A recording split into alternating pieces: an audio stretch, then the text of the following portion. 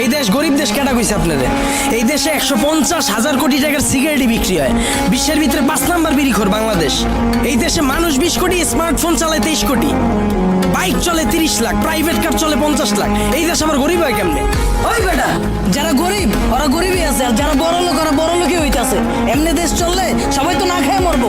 হালার ঘরে হাল্লা 1974 সালের পর থেকে এখন পর্যন্ত কেউ না খায় মরছে?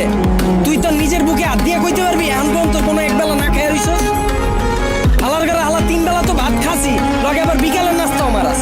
আর যে কস জিনিসপত্রে খালি দাম বাড়তাছে, খামু কেমনে? জিনিসপত্রের দাম বাড়লে খাস কে, কিনস কে? বুঝে আমারে? তাহলে কি আপনি বলতে যাচ্ছেন সাধারণ মানুষ না খেয়ে থাকবে?